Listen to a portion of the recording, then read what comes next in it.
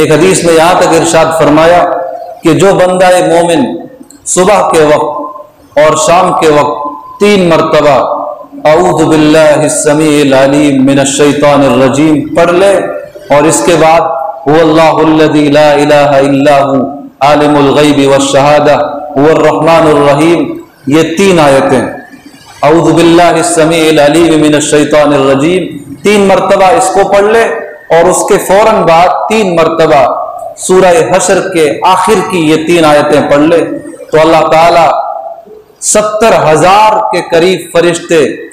اس پڑھنے والے کی حفاظت پر لگا دیتے ہیں، جو اس دن صبح سے لے کر شام تک اس پڑھنے والے کی ہر طرح حفاظت کرتے ہیں۔ ہم جب بھی قرآن کریم پڑھتے ہیں تو قرآن کریم کی تلاوت سے پہلے اعوذ باللہ من الشیطان الرجیم اور بسم اللہ الرحمن الرحیم پڑھتے ہیں۔ قرآن کریم کی تلاوت سے پہلے اعوذ باللہ اور بسم اللہ ان دونوں کو پڑھنا واجب نہیں ہے، سنت ہے، لیکن جب یہ بات سامنے آ جائے کہ یہ ہمارے نبی کی سنت ہے پھر آدمی کو واجب اور فرض کی بحث میں پڑھنا ہی نہیں چاہیے۔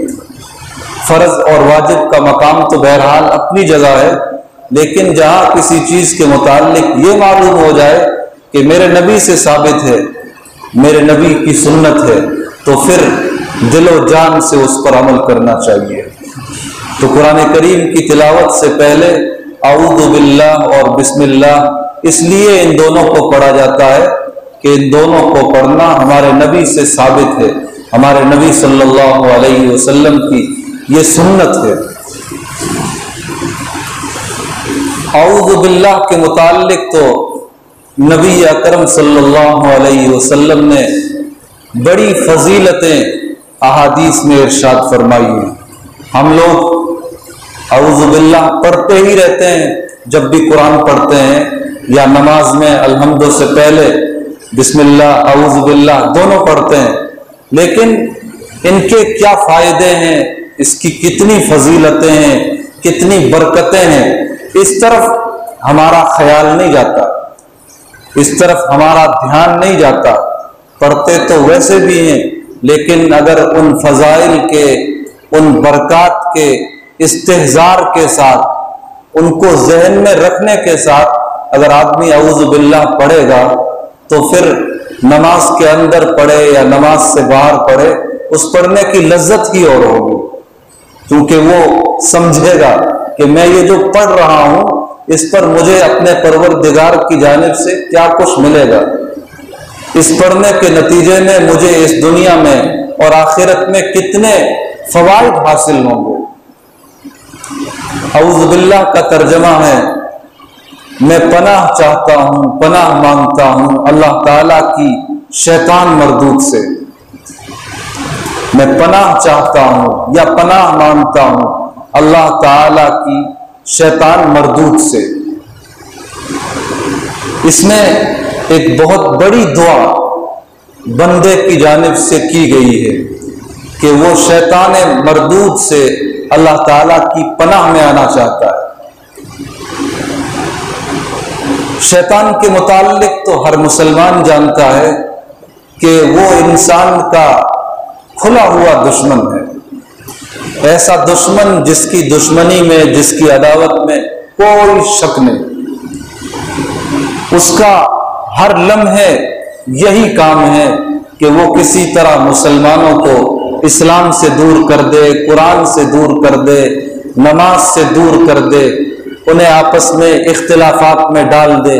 اختلافات میں ڈال کر ان کے دنیا میں آنے کا جو اصل مقصد ہے اس مقصد سے بے خبر بنا دے، غافل بنا دے۔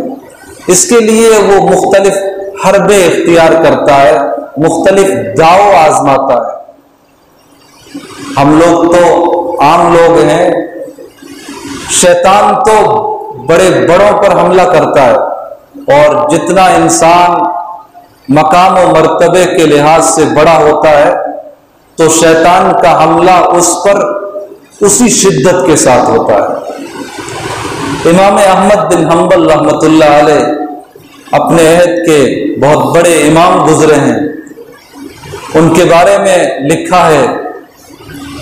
کہ جب ان کے انتقال کا وقت قریب ہوا اور وہ مرض الموت میں مبتلا ہوئے تو ان کے صاحبزادے اور دیگر متعلقین جو عیادت کے لیے آئے ہوئے تھے وہ وہاں پر موجود تھے۔ وہ امام احمد بن حنبل کو کلمہ طیبہ پڑھنے کی تلقین کر رہے تھے، اور امام احمد بن حنبل رحمۃ اللہ علیہ جواب میں ابھی نہیں ابھی نہیں ابھی نہیں بار بار یہی فرما رہے تھے۔ تو ان کے صاحبزادوں کو اور دیگر متعلقین کو بڑا ڈر پیدا ہوا، بڑی تشویش ہوئی کہ یہ کیا ماجرا ہے۔ پوری زندگی قال اللہ و قال الرسول کی صدائیں بلند کرتے ہوئے گزری،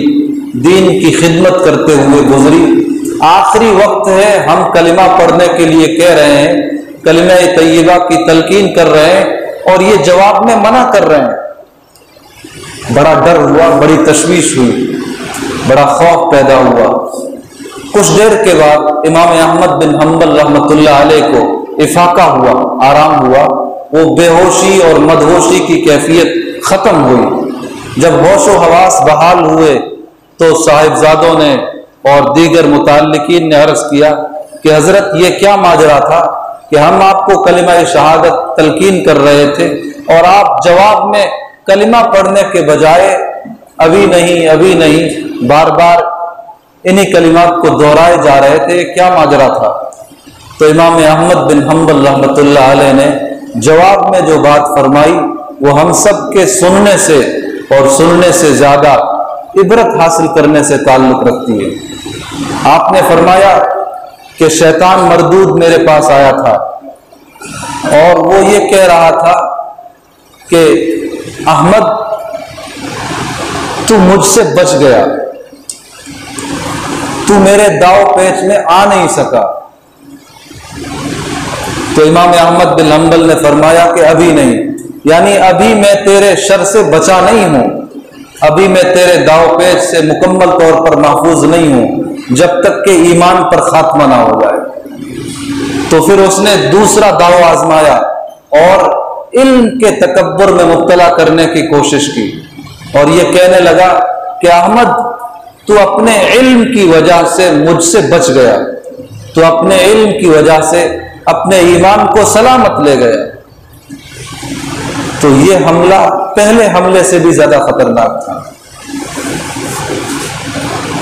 تو امام احمد بن حنبل رحمۃ اللہ علیہ نے پھر جواب دیا کہ وہ شیطان مردود تو جھوٹ بولتا ہے، میں ابھی تک بھی محفوظ نہیں ہوں اور میں اپنے علم کی بدولت ہرگز تجھ سے نہیں بچا۔ اگر میں بچوں گا اور ایمان پر میرا خاتمہ ہوگا تو وہ اللہ تعالیٰ کے فضل سے اور اس کی توفیق سے ہوگا۔ ایک بزرگ کے بیان میں یہ بات سنی کہ شیطان انسان کو گمراہ کرنے کی، اس کی عاقبت کو، آخرت کو خراب کرنے کی کوشش آخر تک کرتا ہے۔ بعض دفعہ ایسا بھی ہوتا ہے کہ انسان جب مرنے کے قریب ہوتا ہے تو اس وقت بڑی شدت کی پیاس ہوتی ہے مرنے والے کو، وہ چاہتا ہے کہ 2 گھونٹ پانی مل جائے۔ تو نزع کے اس عالم میں، اس کربناک سختی میں، جبکہ آدمی ایک ایک بوند کو ترس رہا ہوتا ہے، شیطان پانی کا ایک پیالہ لے کر حاضر ہوتا ہے اور مرنے والے سے کہتا ہے کہ یہ میرے پاس پانی موجود ہے، اگر تو اپنی زبان سے صرف ایک مرتبہ یہ کہہ دے کہ تو میرا خدا ہے تو یہ پانی تیرے حوالے کر دوں گا۔ اب اگر کوئی پکا مومن ہے جس کی پوری زندگی ایمان اور اعمال صالحہ کے ساتھ گزری ہے تو وہ تو ہر طرح کی تکلیف برداشت کر لے گا، لیکن اس کے پانی کے حاصل کرنے کے بدلے میں اسے اپنا خدا کہنے کی غلطی ہرگز نہیں کرے گا۔ لیکن خدا نہ خواستہ خدا نہ خواستہ اللہ ہم سب کی حفاظت فرمائے۔ اگر کوئی ایمان کا کمزور ہے، اعمال کا کمزور ہے، زندگی غفلت میں گزری ہے، بے دینی میں گزری ہے، جہالت کے ساتھ گزری ہے، اعمال سے، نماز سے، روزے سے، زکوٰۃ سے، حج سے اور دیگر اللہ تعالیٰ کے احکامات سے دور رہا ہے، تو پھر بڑا خطرہ ہے کہ وہ موت کے وقت کی اس سختی کو، پیاس کی شدت کو برداشت نہ کر سکے اور پانی کے چند قطروں کے عوض میں اپنا ایمان اس کو دے بیٹھے اور اس کو اپنا خدا تسلیم کر کے جاتے جاتے کفر کی حالت میں روانہ ہو جائے۔ تو یہ بات اس پر چلی تھی کہ اعوذ باللہ من الشیطان الرجیم میں اللہ تعالیٰ کی شیطان مردود سے پناہ چاہی گئی ہے، اور حدیث میں فرمایا گیا کہ اسے زیادہ سے زیادہ پڑھا کرو۔ کیوں؟ اس لیے کہ جو آدمی اللہ کی پناہ میں آ جاتا ہے، اللہ کی حفاظت میں آ جاتا ہے، تو پھر اس کا ایمان بھی محفوظ، اس کا عقیدہ محفوظ، اس کے اعمال محفوظ۔ اس لیے جناب رسول اکرم صلی اللہ علیہ وسلم اپنی حیات طیبہ میں کثرت کے ساتھ اعوذ باللہ من الشیطان الرجیم کو پڑھا کرتے تھے۔ سفر کی ابتدا میں بھی پڑھتے تھے، سفر کے بیچ میں جب کہیں پڑاؤ کرنا ہوتا تھا وہاں پر بھی پڑھتے تھے، اور حدیثوں میں اپنی امت سے بھی مختلف مواقع پر اعوذ باللہ پڑھنے کی آپ علیہ الصلاۃ والسلام نے نصیحت فرمائی ہے اپنی امت کو۔ یہ فرمایا ہے کہ وہ مختلف مواقع پر زیادہ سے زیادہ تعوذ یعنی اعوذ باللہ من الشیطان الرجیم کو پڑھنے کا اہتمام کرتے رہیں۔ ایک حدیث میں یہاں تک ارشاد فرمایا کہ جو بندہ مومن صبح کے وقت اور شام کے وقت 3 مرتبہ اعوذ باللہ السمیع العلیم من الشیطان الرجیم پڑھ لے، اور اس کے بعد هو اللہ الذی لا الہ الا هو عالم الغیب والشہادہ هو الرحمن الرحیم، یہ 3 آیتیں اعوذ باللہ السمیع العلیم من الشیطان الرجیم 3 مرتبہ اس کو پڑھ لے،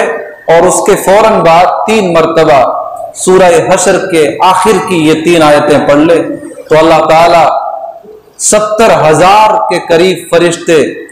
اس پڑھنے والے کی حفاظت پر لگا دیتے ہیں، جو اس دن صبح سے لے کر شام تک اس پڑھنے والے کی ہر طرح حفاظت کرتے ہیں۔ شیطان مردود کسی بھی طرح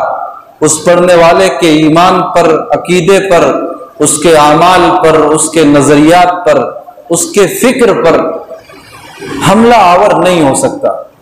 اور جب وہی بندہ مومن شام کے وقت یعنی مغرب کے بعد یہی عمل پھر کر لیتا ہے 3 مرتبہ اعوذ باللہ السمیع العلیم من الشیطان الرجیم، اور اس کے بعد سورہ حشر کی یہ 3 آیتیں هو اللہ الذی لا الہ الا هو عالم الغیب والشہادہ هو الرحمن الرحیم، اور آخر کی 2 آیتیں، یہ 3 آیتیں پڑھ لیتا ہے تو اللہ تعالیٰ پھر اس شب میں شام سے لے کر صبح تک شیطان مردود سے اور دوسرے اس کے جتنے دشمن ہوں، انسانوں میں سے، جنات میں سے، شیاطین میں سے، ہر طرح کے دشمن سے اللہ تعالیٰ اس کی مکمل طور پر حفاظت فرماتے ہیں۔ اس لیے ہر انسان کو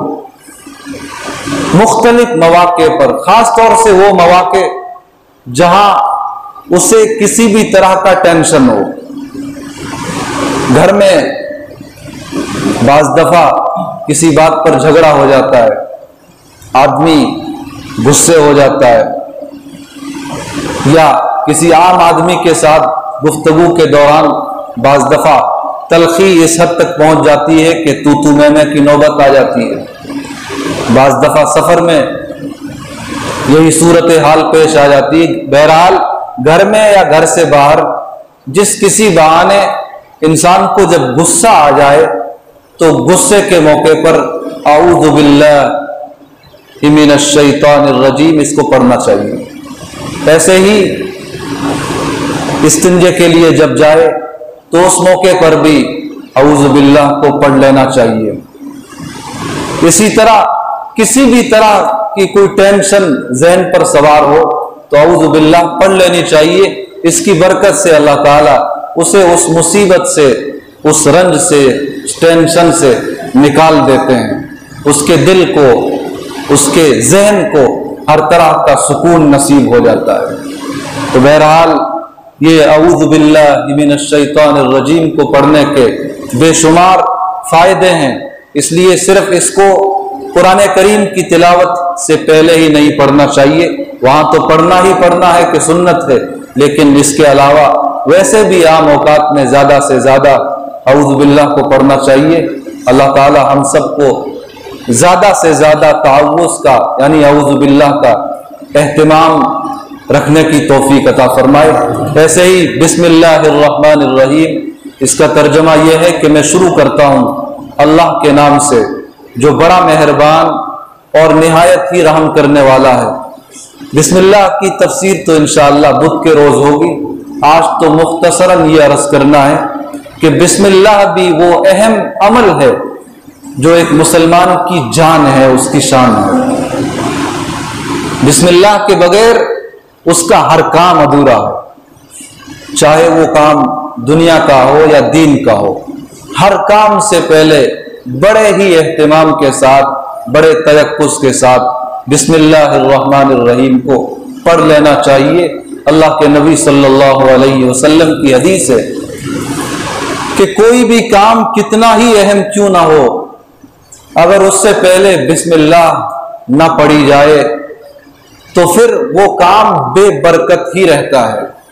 یعنی اس میں بے برکتی پیدا ہوتی ہے۔ اور ایک چھوٹا سا کام ہے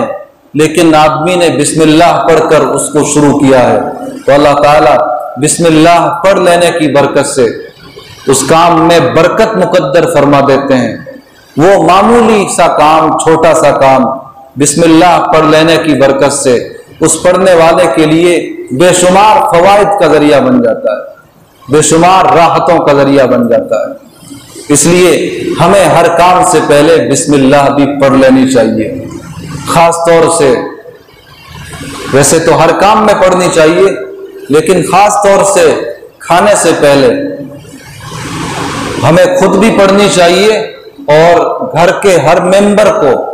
چاہے وہ بڑا ہو یا چھوٹا ہو، اسے بھی بسم اللہ پڑھنے کی نصیحت کرنی چاہیے، تلقین کرنی چاہیے، کیونکہ اللہ کے رسول صلی اللہ علیہ وسلم کی حدیث میں یہ مضمون بڑی وضاحت کے ساتھ، بڑی صراحت کے ساتھ آیا ہے کہ جس کھانے کو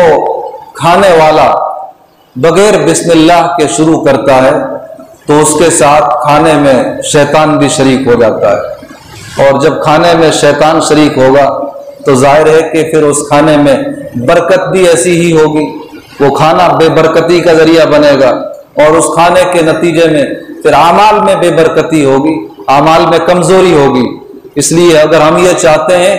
کہ چستی پھرتی بنی رہے اور ہم چستی کے ساتھ اللہ کی عبادت کرتے رہیں، نمازیں پڑھتے رہیں، قرآن پڑھتے رہیں، تو اس کا ایک آسان سا نسخہ یہ بھی ہے کہ جب بھی کھانا کھائیں یا پانی پئیں تو پینے سے پہلے، کھانے سے پہلے بسم اللہ بڑے اہتمام کے ساتھ پڑھ لیا کریں، اور اپنے گھر کے ہر فرد کو بسم اللہ پڑھنے کا مکلف بنایا کریں۔ تو یہ اعوذ باللہ اور بسم اللہ سے متعلق کچھ ضروری باتیں تھیں جو آج عرض کرنی تھی۔ انشاءاللہ اب بدھ سے مستقل طور پر سورہ فاتحہ کا آغاز ہوگا کہ سورہ فاتحہ کو سورہ فاتحہ کیوں کہتے ہیں، اس کے کیا نام ہیں، قرآن کریم میں اس کی کیا خصوصیتیں ہیں، قرآن کریم کی دوسری صورتوں اور دوسری آیتوں کے مقابلے میں اس کا خاص امتیاز کیا ہے، اس کی مخصوص پہچان کیا ہے، یہ چیزیں اور اس طرح کے اور بھی بہت سارے مباحث اور تفصیلات آنے والے بدھ کو عشاء کی نماز کے ساتھ آپ کی خدمت میں عرض کیے جائیں گے۔ اللہ تعالیٰ آج کی اس مجلس میں اعوذ باللہ اور بسم اللہ سے متعلق جو کچھ عرض کیا گیا ہے ہم سب کو اس پر عمل کرنے کی توفیق عطا فرمائے۔ اب دعا کے بعد مشورہ ہوگا، آپ سبھی حضرات سے درخواست ہے کہ اس میں بھی شرکت کریں۔